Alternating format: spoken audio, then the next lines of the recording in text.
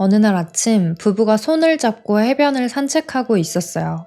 이곳은 그리스에 있는 로도스 섬이고요. 지중해의 아름다움과 중세도시의 매력이 어우러진 정말 보석 같은 곳입니다. 매년 수많은 관광객들이 몰려드는 곳이에요. 하지만 부부에게 이곳은 낯선 휴양지가 아니었어요.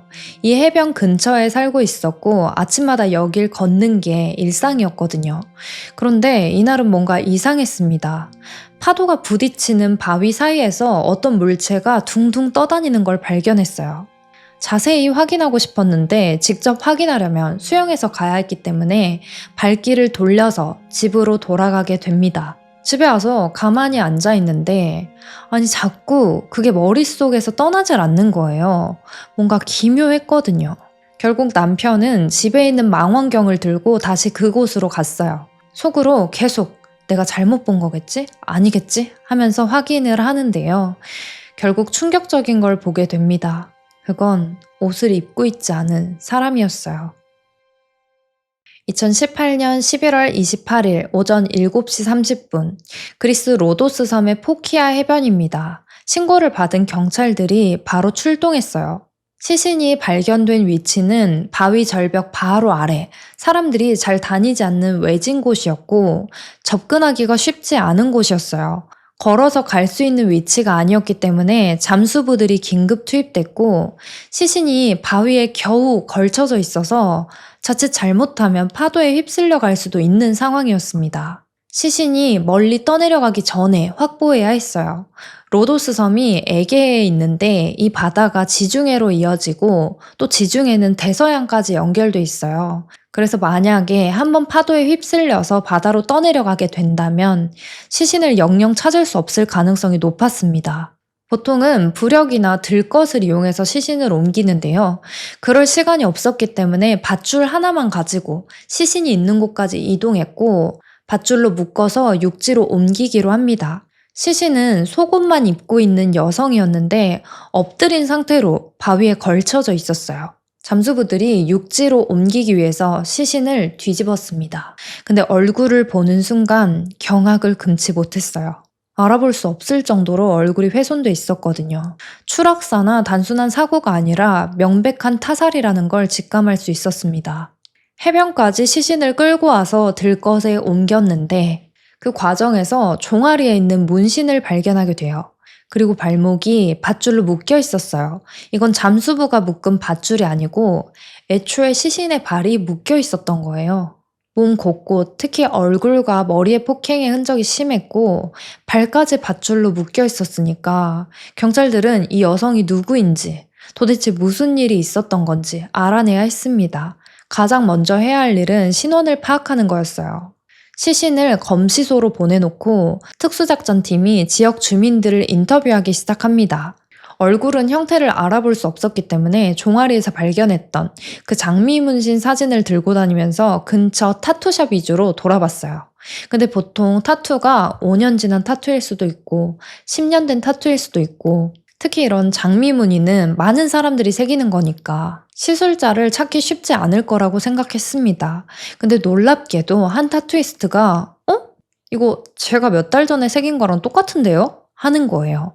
타투이스트는 그 문신을 받은 여자 이름이 엘레니 토팔루디라고 했습니다.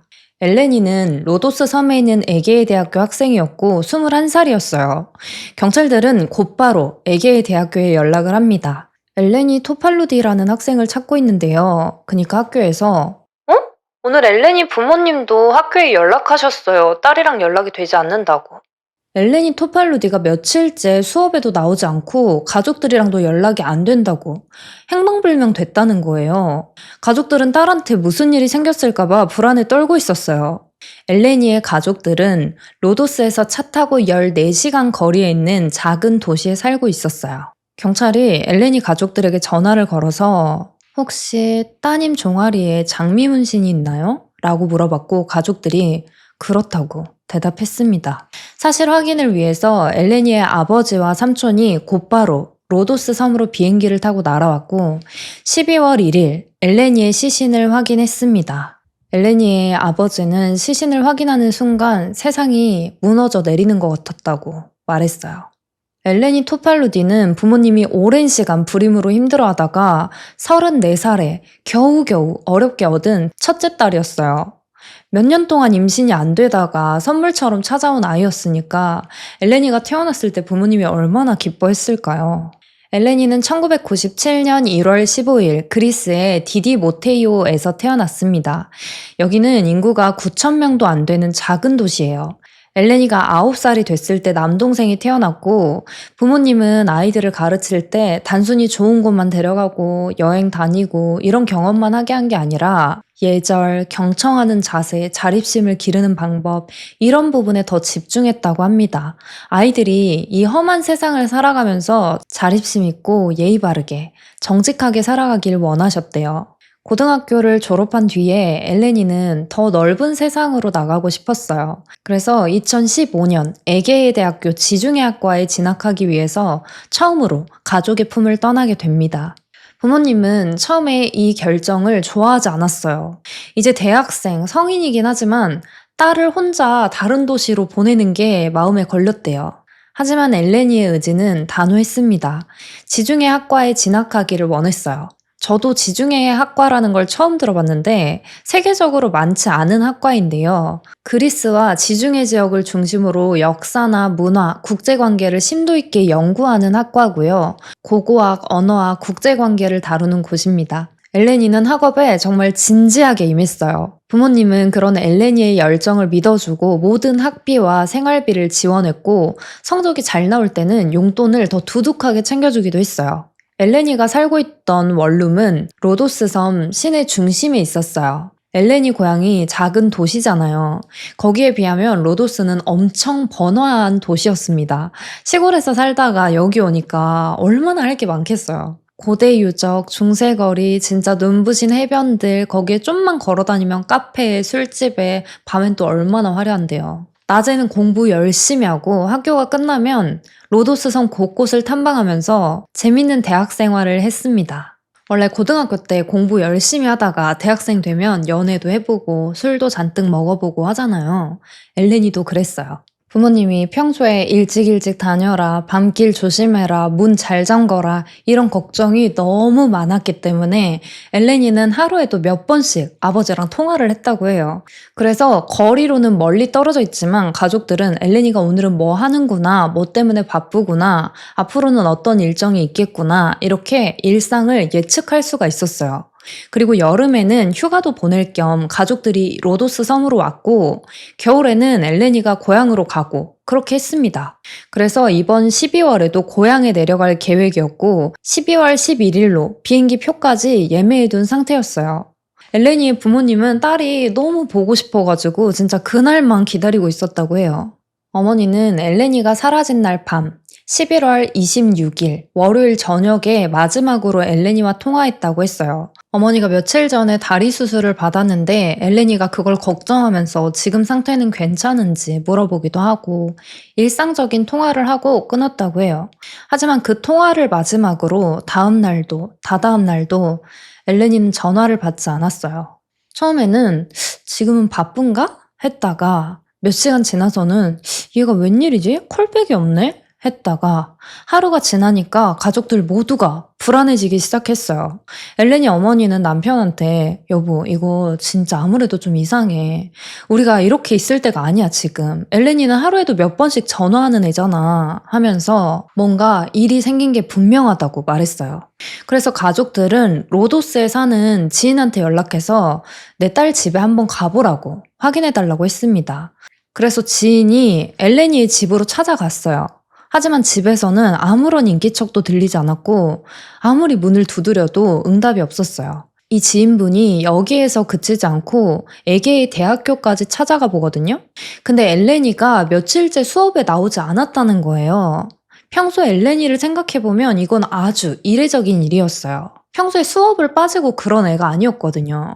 가족들이 너무 걱정하니까 학교에서는 괜찮을 거라고 너무 걱정하지 마셔라. 무슨 일이 생기면 우리가 꼭 전달해 드리겠다고 안심시켰습니다. 사실 아시겠지만 성인이 되고 나면 단순히 연락이 닿지 않는다는 이유만으로는 실종신고가 바로 접수되지 않거든요.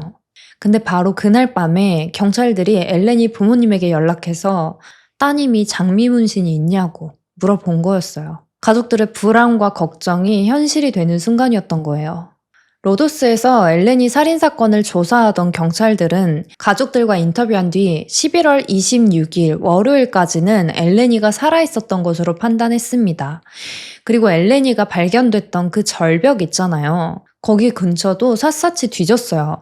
바다에서 발견됐으니까 얼마나 떠밀려 온 건지, 어디에서 떨어진 건지 정확하게 파악할 순 없었는데 발견됐던 위치, 근처에 있는 절벽 위에서 양말 한 짝, 스티로폼 조각, 분홍색 무늬의 베개 커버, 시트로 보이는 천 조각을 발견하게 됩니다. 범인들이 이 증거가 발견된 곳에서 엘레니를 10m 절벽 밑으로 밀어버린 거예요.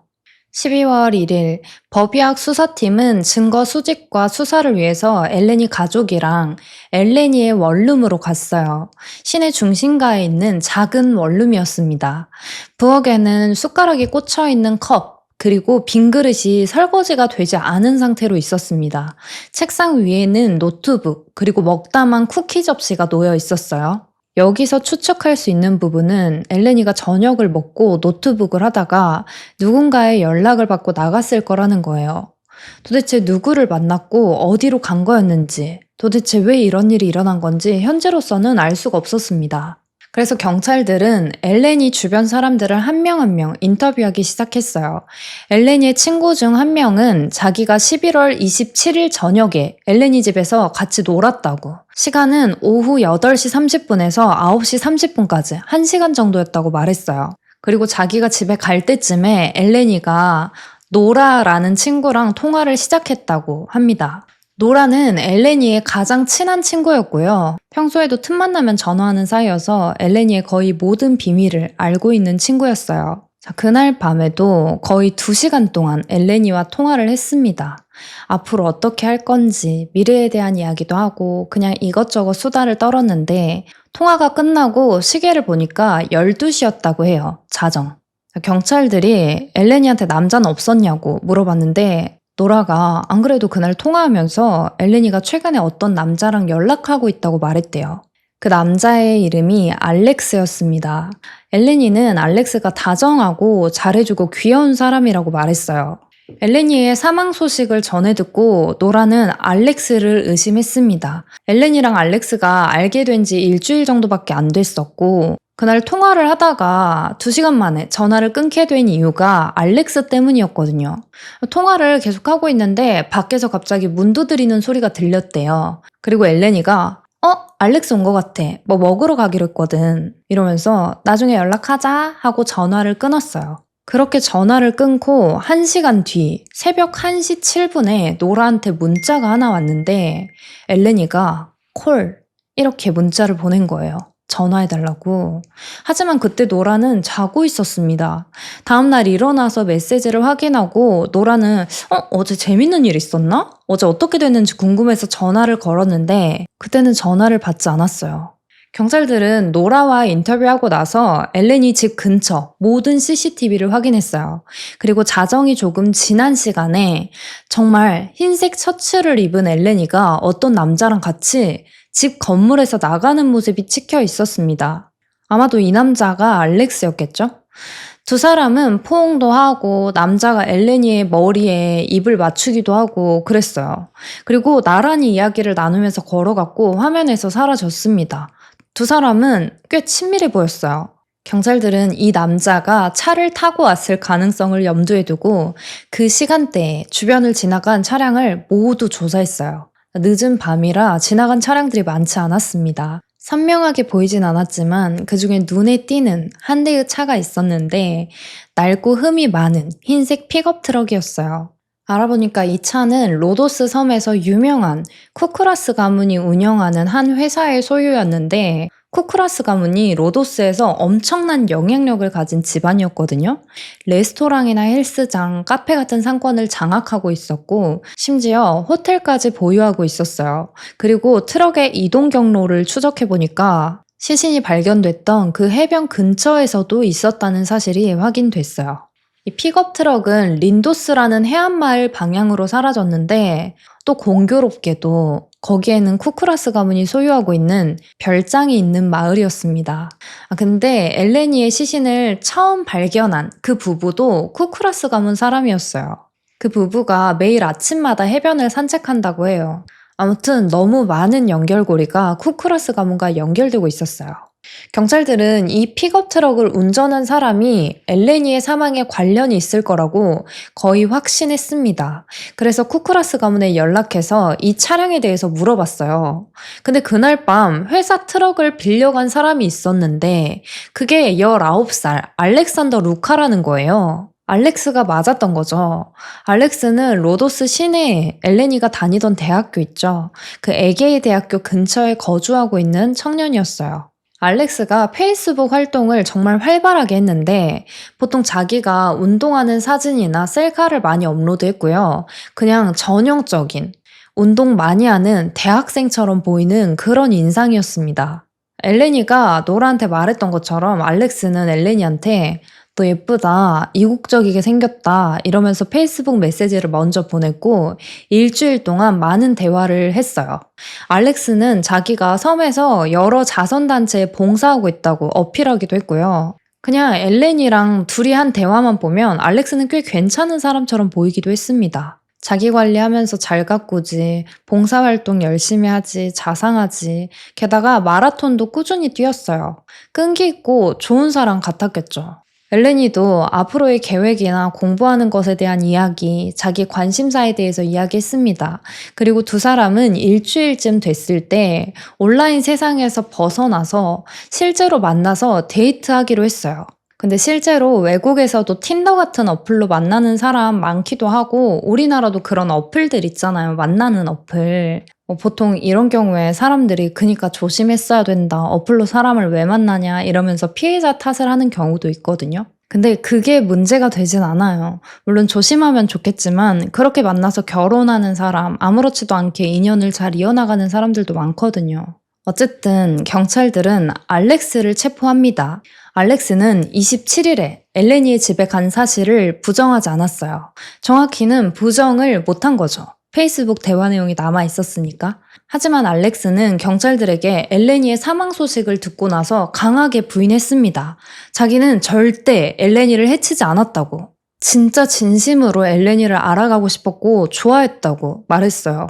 이쯤에서 엘레니의 부검 결과를 알려드릴게요. 이걸 듣고 나면 사건이 얼마나 심각한지 알게 되실 거예요. 시신을 부검한 검시관은 공격이 너무 비인간적이라고 표현했어요. 도저히 인간성을 찾을 수가 없다고. 폭행의 정도가 정말 심했고 목에는 뚜렷한 교살 흔적도 있었습니다. 얼마나 세게 잡았는지 손가락 자국까지 남을 정도였어요. 머리와 얼굴은 둔기로 맞은 흔적이 있었는데 두개골 골절 그리고 뇌출혈이 이때 발생합니다. 얼굴은 칼로 찔렸고 왼쪽 귀의 윗부분도 잘려 있었어요. 여기서 끝난 게 아니라 성폭행의 흔적 그리고 10m 아래로 추락하면서 바위에 사정없이 부딪히고 골절됐죠. 더 충격적인 건 이 모든 고통을 느끼고도 살아있었다는 거예요. 엘레니의 사망 원인이 익사였거든요.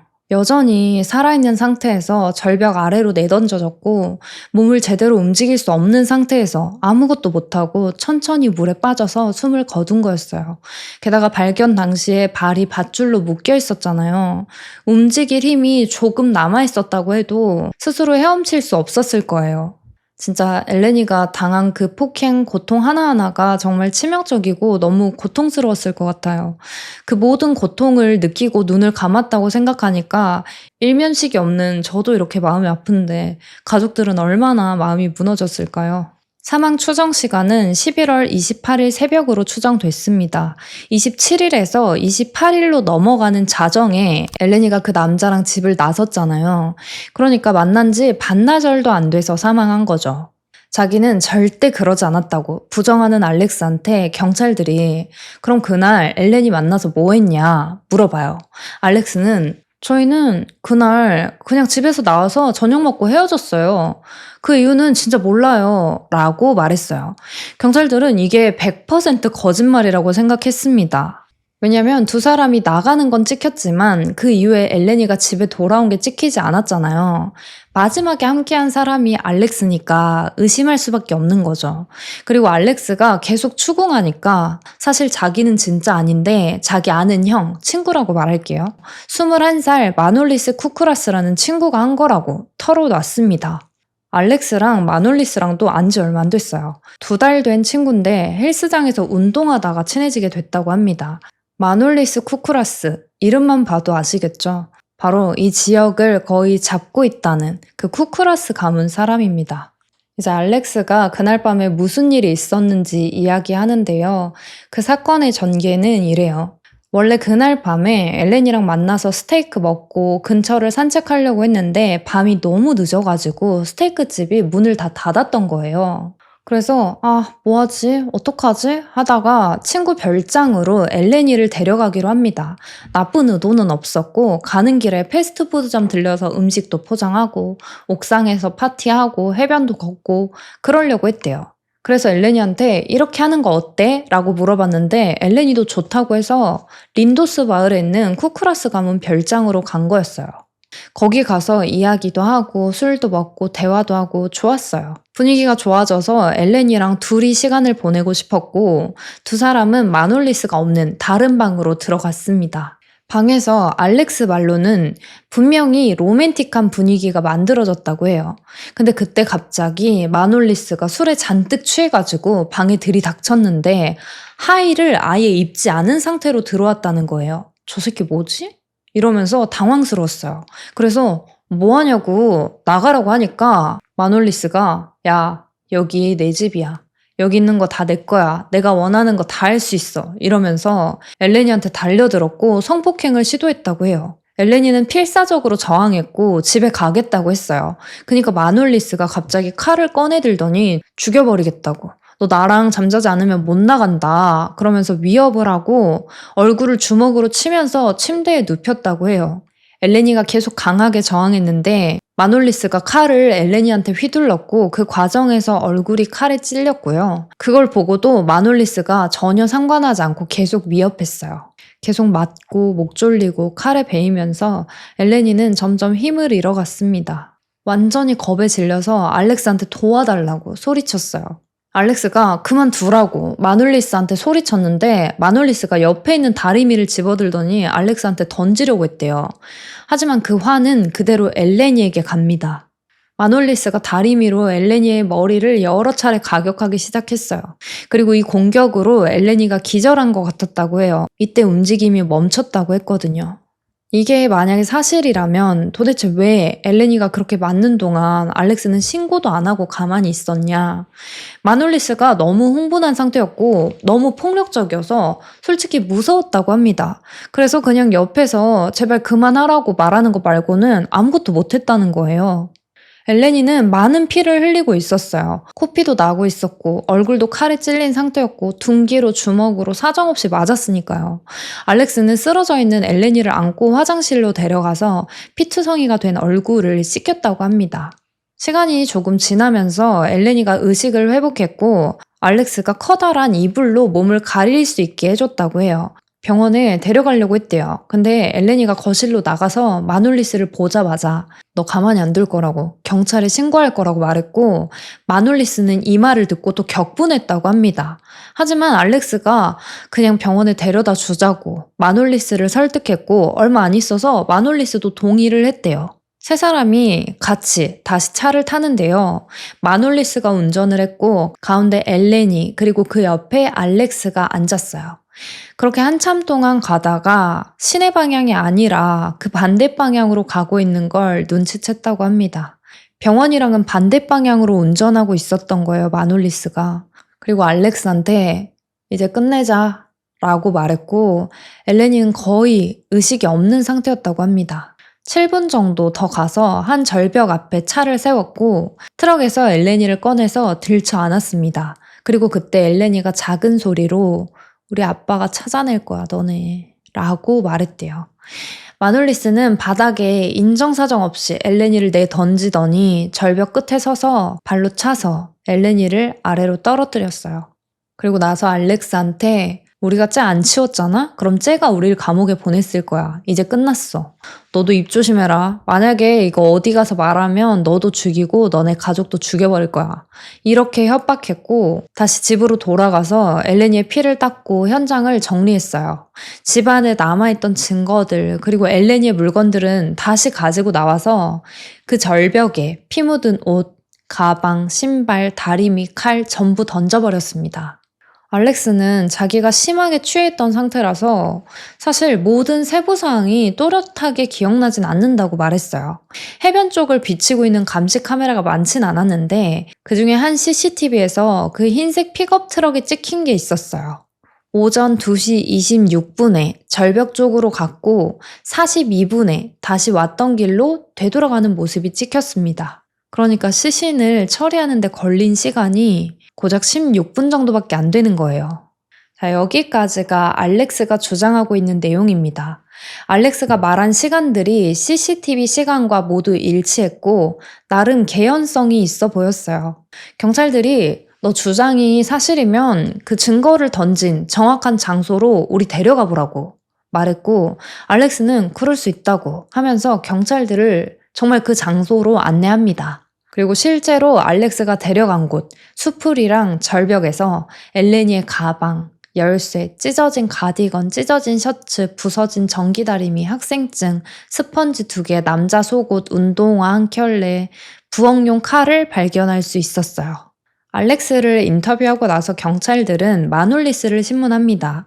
알렉스의 주장에 따르면 엘레니를 죽인 게 마놀리스라는 거잖아요. 그리고 동시에 쿠크라스 가문의 별장도 수색했어요. 알렉스 말로는 범행 후에 증거를 없애고 청소를 했다고 했는데 실제로 가보니까 집은 엉망진창이었어요. 그냥 들어가자마자 여기서 무슨 큰일이 있었구나 싶을 정도로 잔혹한 몸싸움의 흔적이 그대로 있었는데 복도, 부엌, 천장, 벽, 계단, 욕실까지 온통 피가 묻어 있었어요. 아마 지우려고 시도를 하긴 했던 것 같아요. 왜냐면 테이블에 세제랑 표백제가 있었고 피를 닦긴 닦았거든요. 근데 막 깨끗이 닦을 생각이 없었던 건지 문지르면서 피가 다 번져 있는 상태였어요. 시신이 멀리 물에 떠내려가서 발견되지 않을 거라고 생각했으니까 이렇게 대충 처리한 거겠죠? 그리고 이 별장 자체가 좀 이상한 게요.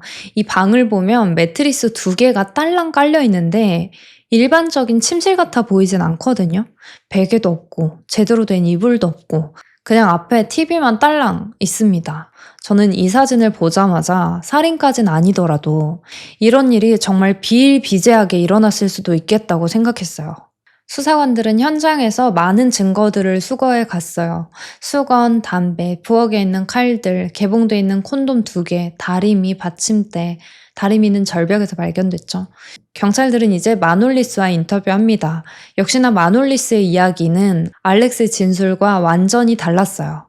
마놀리스는 아니 형사님, 도대체 내가 뭐가 아쉬워서 그렇게까지 엘레니를 원하겠어요. 제 전화 한 통이면 언제든지 달려오는 여자들이 몇 명인데요. 그리고 저 여자친구 있는데요. 저 여자친구랑 사이 좋아요. 라고 했어요. 참고로 이 마놀리스는 그리스인이었고 알렉스는 알바니아 출신 이민자였거든요. 그러니까 알렉스는 돈도 없고 여자를 사귈 능력도 없고 차나 드러낼 만한 것도 없다고. 걔는 그냥 내 운전자 같은 거라고 알렉스를 무시하기도 했어요. 그럼 도대체 그날 왜 세 사람이 함께 있었냐? 사실 그날 엘레니를 만나기로 한 사람은 나라고. 알렉스는 그냥 자기 심부름으로 엘레니를 픽업한 것 뿐이라는 거예요. 그리고 엘레니 집에서 알렉스가 엘레니를 데려왔을 때 자기도 트럭 뒤에 타 있었대요. 근데 일단 그 트럭 자체가 뒷좌석이라는 개념이 없거든요. 앞에만 있고 뒷좌석에는 성인 남자가 앉을 만한 공간이 없어요.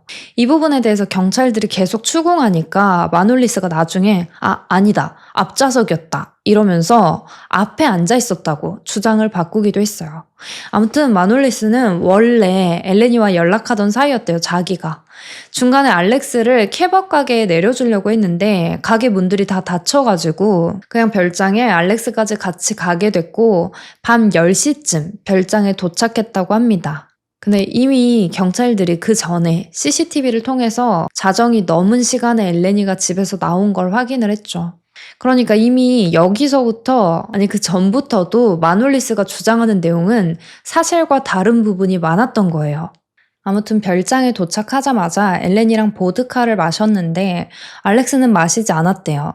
그리고 시간이 좀 지나서 자기랑 엘렌이가 방에서 로맨틱한 시간을 보냈고 그 이후에 술을 더 마시고 싶어서 술을 가지러 갔었다고 합니다. 근데 갑자기 침실 방에서 막 시끄러운 소리가 들렸다는 거예요. 무슨 소리지? 싶어가지고 달려가 봤는데 알렉스랑 엘레니가 뭐 때문인지는 모르겠지만 말싸움을 하고 있었고 그게 몸싸움으로까지 번졌다고 합니다. 알렉스가 주먹으로 엘레니를 사정없이 때리더니 목을 조르고 그러다가 엘레니 머리가 벽에 부딪히면서 기절했다고 해요. 알렉스의 행동이 너무 과격하고 불안정해서 좀 무서웠대요. 그래서 어떻게 했냐? 그냥 혼자 다른 방에 들어갔다고 합니다. 그래서 무슨 일이 있었는지 어렴풋이 소리만 들을 수 있었는데 그 이후로도 계속 뭔가 부딪히는 소리, 때리는 소리, 엘레니가 살려달라고 외치는 소리가 계속 들렸다고 해요. 순간 뭘 해야 될지 판단할 수 없었고 알렉스가 잃을 게 없는 사람이니까 자기까지 해칠까봐 경찰에 신고하지도 않고 그냥 조용히 있었다는 거예요. 한참 동안 알렉스가 화장실에서 방에서 엘레니를 폭행하고 칼로 찌르고 머리를 부딪히게 하고 그러더니 나중에는 욕실에 엘레니를 던져놓고 옷을 다 벗긴 다음에 찬물을 끼얹었다고 해요. 그리고 그 이후에 알렉스가 이불을 가져와서 엘레니를 감싸서 들쳐업고 나갔는데 어디로 갔는지는 모르겠다고. 자기는 그냥 집에 남아 있었다고 합니다. 그리고 이 별장 아래층에 우리 할머니가 계시는데 자기가 집에 있었던 거 할머니가 증언해 줄 거라고 말하기도 했어요. 알렉스와 마놀리스 둘 다 자기는 아무것도 안 했고 무서워서 가만히 있었다고 주장하고 있죠. 서로의 주장이 완전히 엇갈리고 있었습니다. 누구 말이 사실이든 둘 다 감옥에 넣어야겠죠. 12월 5일, 처음에 경찰들은 많은 증거나 정보를 드러내지 않은 상태로 여대생이 살해됐고 두 남성, 알렉스와 마놀리스가 구금 중이다. 이런 사실을 발표합니다. 근데 사건 초기부터 언론 매체에서 정확한 사실 정보 없이 소문만 가지고 여러 기사들을 쏟아냈어요. 100이면 100 뭐라고 했냐면 우리 그리스 소년 마놀리스가 그랬을 리가 없다. 알바니아인인 이민자가 일을 저질렀고 마놀리스는 그 일에 휘말린 것 뿐이라고. 마놀리스가 이 지역 대부분 상권을 잡고 있는 가문 사람인데 그런 범죄를 저질렀을 리가 없다는 거예요. 외부인인 알렉스가 했다고 하는 게 편한 쪽이었겠죠, 아무래도. 근데 조사해보니까 마놀리스는 이전에도 절도나 폭행 혐의로 고소된 적이 있었어요. 하지만 신기하게도 단 한 번도 처벌받지 않았습니다. 얼마나 법이 우스웠겠어요. 돈으로 그냥 다 해결하고 있었던 거예요. 이런 게 말이 안 되는 것 같아도 실제로 이런 경우가 종종 있습니다. 원칙대로 최선을 다해서 일하는 훌륭한 분들도 많지만 어떤 곳은 마치 카르텔처럼 돈과 권력으로 사건을 덮어버리는 경우가 있다는 거죠. 그리고 바로 이 섬이 그런 곳이었어요. 마놀리스의 부모님은 이번에도 아주 유능한 변호사를 선임했고요. 이 일에 대한 언급을 완전히 거부했어요. 알렉스도 변호사를 선임합니다. 두 사람은 반성이나 엘레니에 대한 미안함은 전혀 없이 서로한테 죄를 떠넘기면서 전쟁을 하고 있었어요. 유치장에 같이 수감됐을 때도 더 이상 서로 말도 안 섞었어요. 그리고 언론이 마놀리스 편을 드니까 알렉스가 진짜 열이 받았는지 대놓고 언론에다가 그리스 놈이 뭐라고 하든 상관없다고, 나한테도 변호사가 있다, 어차피 진실은 밝혀지게 돼 있다고 이렇게 말했어요. 엘레니의 시신이 발견됐던 그 해변에서는 촛불 추모 집회가 열렸습니다. 가족들 그리고 엘레니를 추모하는 많은 사람들이 이곳에 모여서 기도하고 정의가 실현되기를 정말 간절히 바랬어요. 비극적인 사실이 하나 더 있는데 엘레니는 이미 성폭행 피해자였습니다. 그런 경험이 살면서 한 번 생기는 것도 엄청난 트라우마와 고통이 따랐을 텐데 또 비슷한 상황에 놓여졌을 때 얼마나 공포스러웠을까요? 바로 1년 전 2017년 11월에 엘렌이랑 친구들이랑 클럽에 놀러 갔다가 한 남자를 만나게 됐어요. 재밌게 이야기도 나누고 산책도 하면서 시간을 보냈는데 갑자기 그 남자가 자기 집에 잠깐만 들리자는 거예요. 뭐 두고 왔다고. 그래서 그 집에 같이 들립니다. 근데 집에 도착하니까 거기에 2명의 남자가 더 있었던 거죠. 당황스럽긴 했는데, 아, 뭐 어때? 그냥 같이 좀 술 마시고 노래 듣고 그러자. 얼렁뚱땅 이렇게 돼가지고 앉아서 술을 마시게 됐어요. 근데 얼마 안 돼서 갑자기 몸에 힘이 쭉 빠지기 시작합니다. 이 사람들이 음료에 뭔가를 탄 거예요. 엘레니는 저항할 능력을 완전히 빼앗겨버렸고, 그날의 기억도 흐릿했어요. 약에 취해가지고. 확실한 건 세 사람이 돌아가면서 엘레니를 성폭행했고, 겨우 그 아파트를 빠져나올 수 있었지만, 심리적으로 완전히 무너져 버렸습니다. 이 사실을 어딘가에 털어놓기도 부끄러웠고, 뭘 어떻게 해야 될지 판단이 제대로 서지 않았다고 해요. 계속 잊어버리려고 그냥 기억을 지워버려야지 해도 자꾸만 떠오르고 무너져서 친구한테 이 사실을 말했고요. 친구가 당장 신고해야 된다고 조언하고 도움을 줬다고 합니다. 엘레니는 신고하기 직전에 가해자 중 한 명한테 SNS 메시지로 너희 신고하겠다고 말했는데 그 남자가 신고해. 우리가 그날 너 싹 다 영상으로 찍어놨거든? 신고하면 바로 영상 올릴 거야. 너 이거 올라가면 문란한 사람으로 낙인 찍히는 거야. 이러면서 쉬운 여자라고 소문낼 거라고. 신고를 못하게 심리적으로 무너지게 하는 거죠. 실제로 성폭행을 당한 건데도 이 영상 때문에 협박당하고 그 이후에 반복적으로 범행에 노출되는 사례가 되게 많거든요. 이 범죄자들도 엘레니한테 품위 지키려면 조용히 있어라 하면서 협박하고 있는 거예요.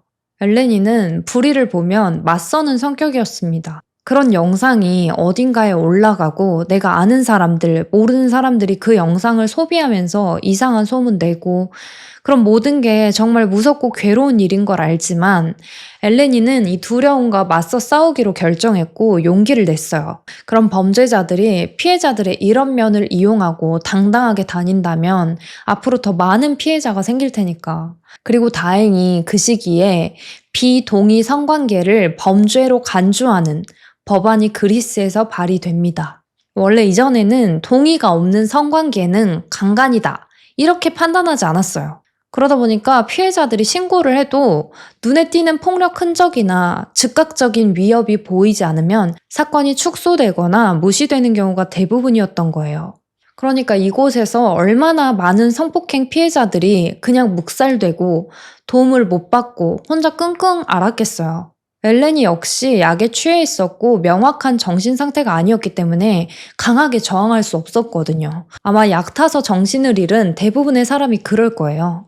아무튼 이 법안이 발의된 후에 엘레니는 정말 용기 내서 경찰서에 찾아갔어요. 클럽에서 만났던 남자의 정보를 정확히 줬고 나머지 두 사람에 대한 인상착의, 특징까지 상세하게 진술했습니다.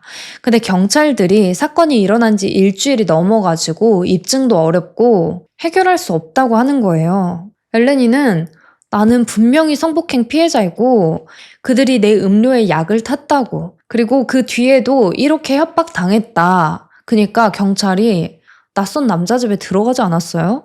그게 암묵적인 동의 아니냐고. 그러면서 엘레니의 신고를 기각했고요.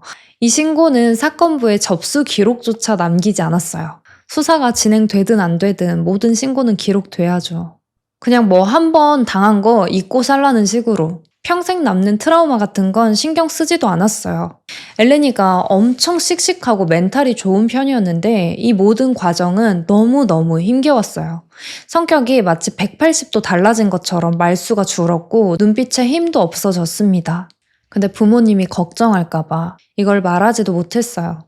아무도 도와주지 않는 이 땅에서 혼자 분노, 수치심, 죄책감 이런 모든 감정들이 휘몰아치면서 괴롭게 했습니다. 그래도 친한 학교 친구들이 옆에서 엘레니를 많이 일으켜줬고 엘레니는 점점 다시 회복했다고 해요. 다시 삶을 스스로 통제하겠다고. 두려움에 맞서서 다시 연애도 하고 그럴 거라고 마음먹었고 그 사건 이후에 처음 데이트한 사람이 1년 뒤인 지금이었던 거예요. 알렉스랑 연락한 거. 그 처음이 마지막이 되고 말았습니다. 더 놀라운 사실은 엘렌이 음료수에 약 탔던 그 3명 있죠, 범죄자들. 걔네들이 마놀리스랑 알렉스랑 아는 사이였어요. 이게 수사 중에 드러난 사실인데 수사관들은 그 3명이 촬영했던 영상이 이번 사건에 영향을 미쳤을 것으로 의심했습니다. 어쨌든 그 3명은 아무런 처벌도 수사조차 받지 않았잖아요. 그때 아무 일 없이 넘어갔으니까 똑같은 일을 반복하기로 한 거죠. 애초에 엘레니를 표적으로 선택해놓고 저지른 일일지도 모른다는 거예요. 이 지역에서는 이 사건이 조용히 묻히기를 바랬어요. 영향력 있는 가문이 엮인 일이니까 많은 권력자들이 그러길 원했습니다. 실제로 수사 책임자에게 대충 마무리하라는 많은 압력이 가해졌어요. 근데 그 이후에 한 여자 검사가 이 사건에 합류하게 되거든요. 이 검사는 엘렌이 가족들에게 약속했어요. 가족들을 위해서라도 끝까지 정의를 추구하겠다고. 엘레니의 친구들이 엘레니 살인사건, 그리고 이전에 있었던 성폭행 사건까지 주변에 알리면서 많은 사람들이 분노했어요. 그리고 이 사건은 로도스 섬에서 전례 없는 여성 인권 시위로까지 이어졌습니다. 많은 사람들이 엘레니의 사건에 관심을 가지고 있었어요. 사람들은 우리를 죽이고 있다. 여성 살해가 실제로 벌어지고 있음을 인정해라. 이런 피켓을 들고 나와서 시위했습니다. 조용히 묻힐 수가 없게 된 거죠. 이 나라에서 그리고 이 도시에서 너무 오랜 시간 동안 이런 일이 아무런 처벌도 받지 않은 채 일어나고 있었어요. 엘레니는 살해되기 며칠 전 11월 24일에 페이스북 커버 사진을 바꿨는데 거기에 이런 문구가 써 있었어요. 인종차별주의자, 성차별주의자, 동성애 혐오자, 그리고 재수없는 자들은 들어오지 말 것. 왜 이걸로 해놨는지 정확히 모르겠지만 이 도시에 살면서 은연중에 차별을 많이 받는다고 느꼈을지도 모르겠어요. 그리고 엘레니가 죽고 난 뒤에도 모욕은 계속됐습니다. 몇몇 사람들이 엘레니 페이스북에 찾아와서 스스로가 자초한 일, 이렇게 말하면서 이 여자 외국인이라고 알바니아 놈이랑 어울리더니 결국 이렇게 됐다. 그러니까 왜 남자랑 둘이 나갔냐? 그게 원한다는 뜻이지 뭐냐? 이런 식으로 계속 말도 안 되는 댓글을 남겼어요. 근데 엘렌이 그리스 사람이거든요? 외국인이 아니라. 또 게시글 중에 엘레니가 로도스에 사는 게 얼마나 좋은지 로도스를 칭찬하는 글도 있었는데 거기에도 돌아오지 못할 여정 킥킥 이런 식으로 막 농락하듯이 댓글을 썼어요. 이것뿐만 아니라 정말 입에 담지 못할 정도 수위의 댓글들이 많았습니다. 대중들은 분노했어요. 이런 상황에서 쿠쿠라스 가문이 가만히 있지 않았겠죠. 어느 나라나 그렇듯이 힘 있는 사람들이 언론을 장악하잖아요. 일반 시민들은 뉴스나 꾸며진 여론으로 상황을 판단하게 되는 경우가 많습니다. 이 사건에서도 쿠쿠라스 가문이 여론을 움직이기 위해서 착한 그리스인인 마놀리스가 외국인을 친구로 선택하는 바람에 고통을 겪고 있다고 계속 마놀리스를 좋은 사람으로 묘사하고요. 알렉스는 대학도 안 다니고 일도 안 하고 오직 외모만 가꾸는 사람이라고. 알렉스가 이 범죄의 유일한 범인인 것처럼 기사들을 쏟아냈어요. 이 섬에서는 알렉스 같은 알바니아인들이 보통 가사 도우미 일을 하거나 건설 노동자로 일하고 있었거든요. 그런 편견을 이용한 거죠. 근데 그렇다고 알렉스가 좋은 사람이라는 건 아니에요. 분명히 알렉스도 문제가 많은 사람이었어요. 이때까지만 해도 수사의 방향은 마놀리스 쪽으로 기울고 있었거든요. 알렉스가 잘했다는 건 아니지만 알렉스의 증언이 더 신빙성이 있었으니까. 근데 엘레니 사건이 알려진 이후에 한 소녀의 아버지가 경찰서에 알렉스를 신고했습니다. 딸이 19살, 발달장애가 있는데 알렉스가 딸을 외딴 곳으로 유인해가지고 성폭행을 시도하고 때리고 성추행을 했다는 거예요. 이 일이 언제 일어난 거냐면 엘레니가 죽고 3일 뒤에 일어난 일이었어요. 그 학생이랑 알렉스가 원래부터 친했거나 아는 사이는 아니었고요. 그냥 같은 동네에 사니까 얼굴 아는 정도, 그 정도였는데 언제부턴가 알렉스가 계속 말 걸고 친한 척하고 드라이브 시켜주겠다, 음악 듣자 이러면서 조금 가까워지기 시작했어요. 그러더니 어느 날 밤에 불러가지고 해변 화장실로 끌고 갔습니다. 거기에서 다른 친구 한 명이랑 같이 성폭행을 시도했고 소리 지르면서 막 저항하니까 때리기까지 했어요. 정말 다행히 중간에 틈이 생겨서 탈출에 성공했지만 그 일 이후에 외상 후 스트레스 장애에 시달리고 상태가 더 안 좋아졌다고 합니다. 사건 직후에는 용기를 못 내고 있다가 뉴스에서 알렉스의 얼굴을 보고 신고를 결정했다고 해요. 경찰들이 이거 어떻게 된 일이냐고 알렉스한테 물어보니까 알렉스가 자기 너무 억울하다. 걔가 제 친구 여자친구예요. 근데 저한테 호감을 가져서 셋이 합의하에 관계를 갖게 된 거예요. 이렇게 주장했어요. 근데 이게 엘레니 사건이 있고 3일 뒤에 일어난 일이잖아요. 그래서 경찰들이 엘레니 사건을 눈앞에서 보고 그렇게 충격에 빠졌다면서 어떻게 그 직후에 그런 행위를 할 생각이 들었냐라고 물었어요. 하지만 알렉스는 끝까지 무죄를 주장했고요. 심지어는 그 여자애네 집이 가난해가지고 아마 마놀리스네 가족이 이렇게 거짓말하라고 돈 주고 시켰을지도 모른다고. 자기는 지금 감옥에서 하루하루 목숨이 위태롭다. 사람들을 괴롭히고 있다. 이렇게 말했습니다. 두 사람이 저지른 일은 이것뿐만이 아니었어요. 사건이 뉴스에 나고 나서 많은 사람들이 제보를 했는데 그중에 한 여성은 알렉스랑 마놀리스 둘 다 자기한테 접근했었다고. 그것도 엘레니가 죽기 일주일 전에 접근했었다고 해요. 맨 처음에는 마놀리스가 연락하면서 만나자고 제안했고 거절하니까 그 이후에 알렉스가 연락을 해왔다고 합니다. 근데 알렉스 외모가 조금 호감이었고 그래서 대화를 이어나갔다고 해요. 전혀 위험해 보이는 인상은 아니었고 괜찮은 사람이라고 느꼈대요. 그리고 얼마 안 있어서 알렉스가 캠핑장 파티에 초대를 했고 차로 데리러 오겠다고 제안했다고 합니다. 그래서 실제로 만나기로 했는데 갑자기 약속 당일에 알렉스가 자기 친구 한 명이랑 같이 갈 거라고 통보를 했대요. 근데 결국 이날 만나지 못한 게 이 여성의 핸드폰 배터리가 중간에 나가버린 거예요. 어쨌든 그날 만나지 않았는데 며칠 뒤에 데이트하자고 했던 그 두 남자가 같이 TV에 나오니까 얼마나 놀랐겠어요. 제가 여기서 하고 싶은 말은 마놀리스랑 알렉스가 항상 이런 식으로 2인 1조로 움직이면서 여자들을 차에 태우고 별장에 데려가거나 어딘가로 데려가서 범죄를 저질렀을 것 같다는 거예요. 엘레니에게도 똑같은 방법으로 접근했고 엘레니는 사건 당일까지도 마놀리스가 같이 있을 거라고 예상 못했을 거예요. 근데 별장에 가니까 마놀리스가 있었던 거고 남자가 두 명이 되니까 과거의 트라우마가 떠오르면서 위험하다고 인지했을 수도 있어요. 1시간 만에 친구한테 전화해달라고 문자를 보냈었죠. 그리고 엘레니가 키가 되게 크거든요. 183cm였어요. 몸무게는 70kg였습니다. 법의학자는 엘레니가 의식이 조금 있는 상태였어도 남자 한 명이 옮기기 쉽지 않았을 거라고. 두 사람이 같이 옮기고 같이 절벽에서 떨어뜨렸을 것으로 판단된다고 말했습니다. 아까 알렉스가 하루하루 감옥에서 힘들다고 했잖아요. 실제로 알렉스는 감옥에서 위협을 받고 있었는데요. 이런 뉴스들이 나오면서 마놀리스가 같이 범인으로 몰릴수록 더 위협의 강도는 심해졌습니다. 그리고 결국 병원으로 옮겨졌어요. 왜냐면 수감자 7명한테 집단 폭행을 당했거든요. 그리고 거기서 멈추지 않고 집단 성폭행까지 당했고 그 영상이 한동안 온라인에 퍼지기까지 했습니다. 유튜브 정책상 보여드릴 순 없지만 알렉스가 구석에 몰려있고 윗옷을 벗은 수감자들이 위협하고 알렉스 바지를 내리고 그런 일을 벌였어요. 하지만 수감자들의 태도는 당당했습니다. 알렉스? 걔는 지금 최소한의 대가만 치른 거예요. 그리스 여성을 보호하지 않고 자기를 믿게 만든 뒤에 죽게 내버려둔 죗값을 치르는 겁니다. 이러면서 원래는 칼까지 준비했었다고.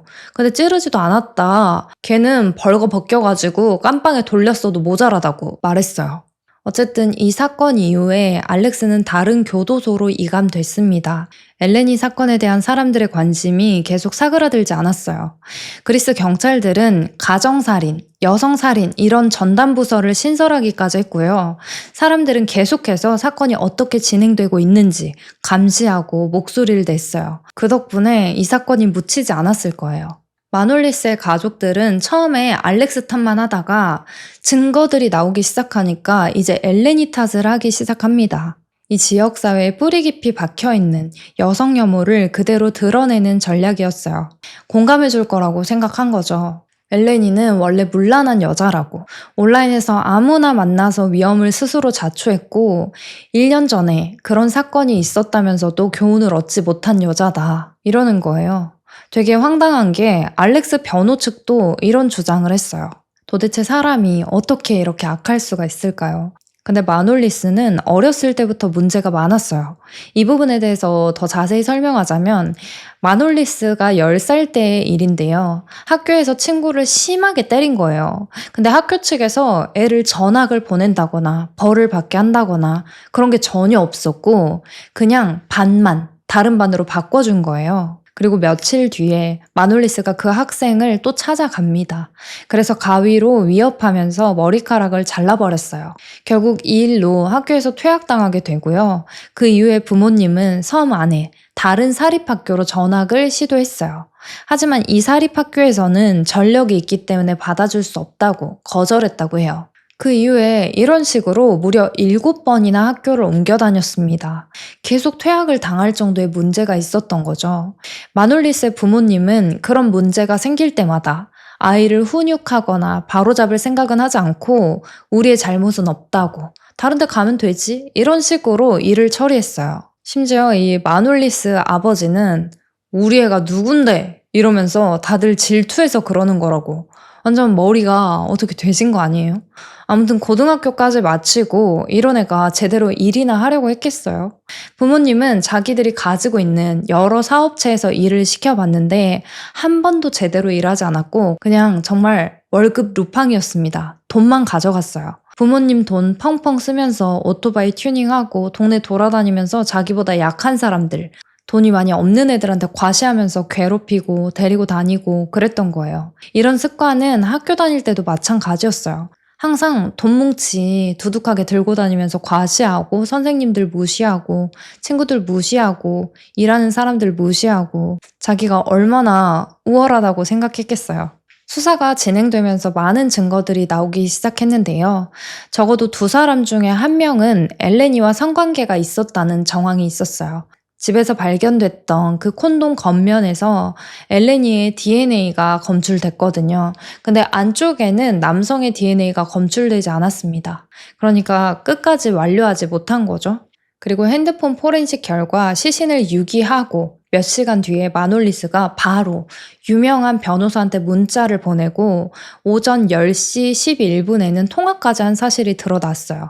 그리고 다음 날인 11월 29일 밤 9시 넘어서 마놀리스의 시신이 발견됐다는 뉴스가 그때 나왔는데 1시간 뒤 10시 27분에 마놀리스가 마마 I'm a criminal 이라는 노래를 검색해서 들었어요. 가사는 자신이 범죄자고 사람들의 이름을 묘비에 새긴다 뭐 그런 내용입니다.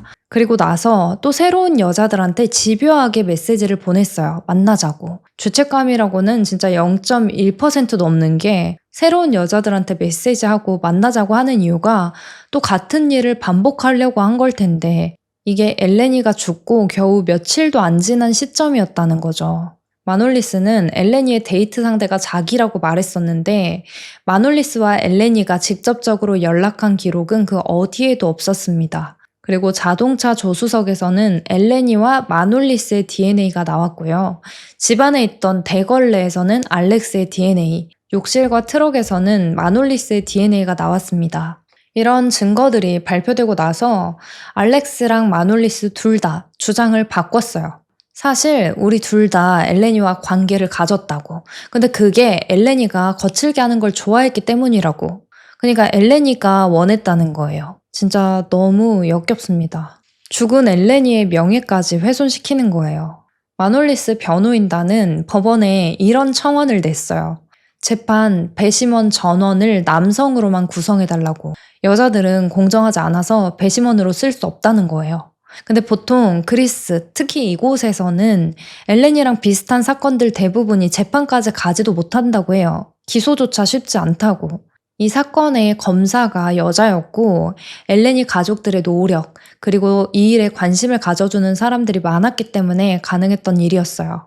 이때가 코로나 시기랑 겹쳐가지고 재판까지 거의 2년이 넘게 걸렸고 재판은 5개월 동안 진행됐습니다. 엘레니의 관은 비행기로 실어서 고향으로 옮겨졌는데요. 그때 엘레니 아버지가 한 말이 진짜 너무 가슴이 아팠어요. 오늘 비행기에서 기장이 더 높이 날아올랐으면 좋겠다고. 그래야 엘레니 몸이 하늘에서 영혼을 다시 만나서 환생할 수 있지 않겠냐고. 고향에서 장례를 치른 이후에도 가족들은 멈추지 않았어요. 계속해서 언론 인터뷰를 했고 사람들이 이 사건을 잊지 않도록, 범인들을 잊지 않도록 하기 위해서 정말 많은 노력을 했습니다. 엘레니의 어머니는 다시는 내 딸을 볼 수 없다는 사실을 이해하지만 매일매일 고통을 참을 수 없다고, 견딜 수 없는 고통이 나를 짓눌러서 너무 괴롭다고. 저는 제 아이를 가장 잔혹하고 야만적인 방식으로 잃어버렸습니다. 3시간 반 동안 그 아이를 구할 수 있었는데 아무도 구하지 않았습니다. 저에게는 수많은 질문이 남아있어요. 왜 아무도 나서지 않은 겁니까? 그들은 내 딸만 죽인 게 아니라 딸을 사랑한 모두를 죽인 거예요. 제 삶은 끝났습니다. 살아있지만 죽은 사람처럼 촛불을 켜고 딸을 기억할 뿐입니다. 가족들은 엘레니가 살해된 뒤로 한 번도 제대로 밤에 잠이 든 적이 없었어요.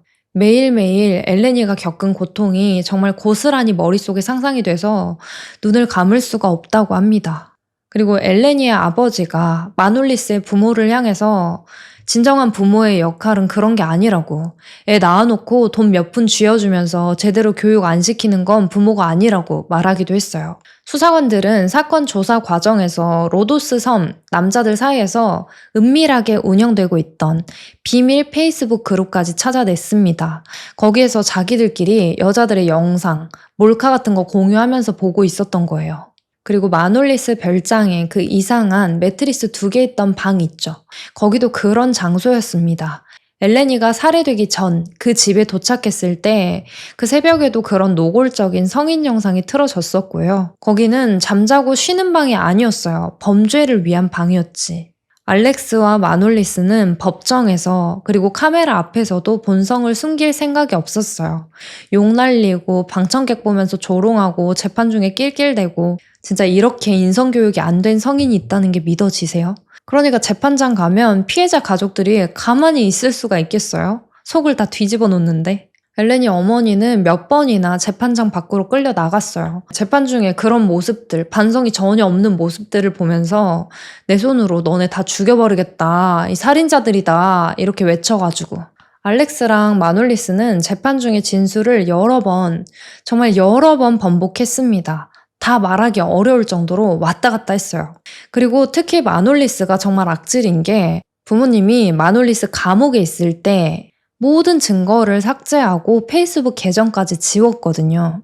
결국 포렌식으로 다 복구가 되긴 했지만 중요한 증거들을 없애려고 했다는 거. 그리고 돈 주고 항우울제를 처방받아서 아들이 아픈 애인 것처럼 연출하기도 했고요. 감옥에서 알렉스를 위협하기도 했죠. 변호 측은 계속해서 엘레니는 어떤 강요도 받지 않았다고. 그러니까 자기 스스로 그 집에 온 거고 스스로 원해서 관계를 가진 거라는 거예요. 이게 어떤 논리였냐면 발견 당시에 엘레니가 속옷을 입고 있었잖아요. 만약에 강제적인 관계였다면 어떤 남자가 브라를 그대로 놔뒀겠냐는 거예요. 실제로 이게 이유라고 말했어요. 그 자체로도 말이 안 되지만 중요한 건 엘레니의 셔츠나 가디건은 다 찢어져 있었는데요. 누가 옷을 그렇게 벗어요. 돌아갈 때 다시 입어야 될 텐데. 그리고 재판 중에 검시관이 증언을 하러 나왔을 때 변호 측이 이런 질문을 했어요. 강제 성관계에 명확한 증거 있습니까? 이렇게요. 근데 그때 검시관이 이렇게 대답을 했습니다. 성관계 여부와 상관없이 죽음 속에는 동의가 없습니다. 설령 동의가 있었다 해도 그건 살인과 폭력을 정당화할 수 없습니다. 검사의 최종 변론은 이랬어요. 지금까지 엘레니 사건에 대한 진실은 1000가지 다른 방식으로 이야기되어 왔습니다. 알렉스랑 마놀리스 그리고 변호사들이 계속 주장을 번복해오고 물을 흐렸었죠. 그런 걸 말하는 거예요. 이제 마지막으로 제 입을 통해서 진실을 듣게 되실 겁니다. 엘레니는 순한 어린 양처럼 도살장으로 끌려갔습니다. 지옥문이 열리고 세상이 뿌리째 흔들린다 해도 정의는 반드시 이루어져야 합니다. 이 재판이 시작된 이래로 피고인들은 각종 술수를 부리며 사실을 흐리려고 했습니다. 알렉스와 마놀리스는 서로에게 화난 척했죠. 하지만 누구 탓을 한다고 해서 관계가 틀어졌다고 믿을 지성이는 여기 없습니다. 두 사람은 휴정 시간에 서로를 보면서 웃습니다. 그들은 완벽히 한통속이에요. 이건 게임입니다. 한쪽이 다른 쪽을 탓하며 혼란을 만드는 게임. 이런 중범죄로 기소된 사람의 자연스러운 반응은 이렇지 않습니다. 정말 불화가 있다면 서로를 갈갈이 찢고도 남았을 겁니다. 그러나 이들은 그저 미리 짜둔 전략을 끝까지 고수하고 있을 뿐입니다. 각자의 책임을 흐리려는 거죠. 변호인들도 이 게임에 가담했습니다. 판사를 속이려는 게 아니에요. 배심원을 속여서 의심을 만들려는 거지. 알렉스의 최초 진술이 진실에 가장 가깝습니다. 변호사들이 개입한 순간부터 거짓과 기만이 넘쳐나기 시작했어요. 그리고 조바스 경관이 이 사건을 해결하고 모든 증거를 엮어냈지만 권력을 쥔 몇몇 사람들이 경관을 입막음하려고 했습니다. 로도스 섬의 한 유력 인사가 여러 수단을 이용해서 방해했어요. 저도 로도스 출신입니다. 이 지역에 대해서 잘 알아요. 알렉스는 훈훈한 얼굴로 사람들을 유인하는 앞잡이 역할이에요. 다른 사람들한테 여자들을 데려다주는 역할입니다. 그리고 엘레니가 알렉스와 교제 중이었고 스스로 원해서 갔다고 할지라도 그건 아무 의미가 없어요. 연인 사이여도 심지어 결혼을 했어도 아니요 라고 말할 권리가 있습니다. 실제로 법적으로도 그렇고요. 그날 밤 엘레니는 그 별장까지 가게 될 줄 몰랐습니다. 엘레니가 떠난 자기 집의 흔적만 봐도 명확하게 알 수 있어요. 정말 간단하게 알렉스랑 저녁을 먹고 데이트할 걸로 예상한 거예요. 만약 피고인들의 주장대로 엘레니가 뭔가 더 진전된 관계를 원했다면, 동의를 했다면 왜 집에서 하지 않고 굳이 1시간이나 차를 타고 모르는 사람 집에 가서 했을까요? 자기 집이라는 완벽한 사적 공간이 있었잖아요. 그럴 이유가 없습니다. 별장에 도착하고 자신이 잘 모르는 남자들과 외딴 곳에 있다는 걸 깨닫고 곧바로 친구에게 문자를 보낸 겁니다. 피고인들은 술을 많이 마셨다고 여러 번 주장하는데 왜 보드카병에 술이 4분의 3이나 차 있었을까요? 성인 영상 봤다고 주장하는 건 뭐 어쩌라는 겁니까? 칼이 2자루 발견됐고 2사람 모두 칼을 들고 있었습니다. 목숨을 구할 수만 있다면 무엇이든 했을 거예요. 알렉스와 마놀리스는 목을 조르고 칼로 찌르고 3시간이 넘게 엘레니를 폭행했고 그래도 죽지 않고 저항하니까 분노했습니다. 엘레니가 추후에 고발할 것이 두려워서 죽여버리기로 결정했고 힘없이 늘어진 엘레니를 이불에 돌돌 감싸서 한 사람이 앞에서 나머지 한 명이 뒤를 잡고 계단으로 질질 끌고 내려갔어요. 계단에도 피가 흥건했거든요. 그리고 절벽에서 같이 엘레니를 들고 서서 바다로 던져버렸습니다. 엘레니는 꿈과 목표를 가진 소녀였습니다. 믿을 수 없는 강인함을 보였고 당신들이 아무것도 아닌 존재처럼 대할 수 있는 그런 존재가 아닙니다. 여기까지가 검사의 최종 변론이었는데요. 훨씬 길었는데 지금 이게 많이 간추린 거거든요. 이 최종 변론을 처음 읽었을 때 진짜 눈물이 나더라고요. 화도 나고 많은 사람들이 엘레니 사건을 해결하기 위해서 정말 진심을 다했다는 게 느껴졌어요. 검사의 말이 끝나고 바로 엘레니 아버지가 꽃을 들고 검사한테 다가가요. 그리고 뭐라고 말하냐면 엘레니를 대신해서 드리는 꽃이라고. 그 꽃을 받고 검사가 오열을 했어요. 그리고 법정에서 박수가 퍼져 나갔습니다. 배심원 만장일치로 유죄 판결이 내려졌고요. 알렉스와 마놀리스 모두 종신형을 선고받았습니다.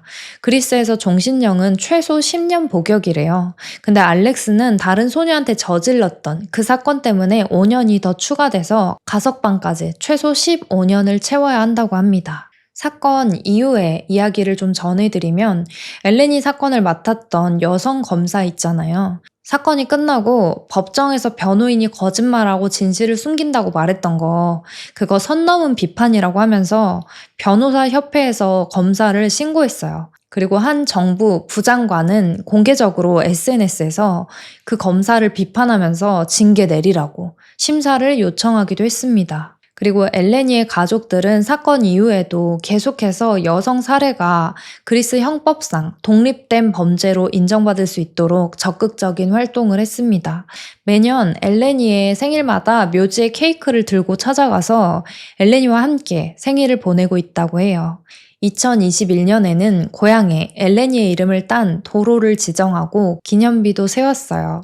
이 사건이 많이 알려지면서 그리스 싱어송라이터인 포이보스 델리보리아스는 2022년에 엘레니라는 노래도 만들어서 발표했습니다. 사건을 추모하는 목적으로 만들었다고 해요. 가족들은 여전히 엘레니의 빈자리에 고통을 느끼면서 하루하루 버티고 있어요. 하지만 엘레니의 죽음은 단순한 비극으로 끝나지 않았습니다. 엘레니의 이름이 수많은 사람들의 목소리가 돼서 거리에 퍼졌고 이렇게 전 세계에 퍼지면서 많은 곳에서 사회를 바꾸는 변화를 일으켰습니다. 오늘 제가 준비한 이야기는 여기까지고요. 오늘도 끝까지 이야기 들어주셔서 정말 감사합니다. 저는 다음 이야기로 또 돌아올게요. 그때까지 모두 안전하세요.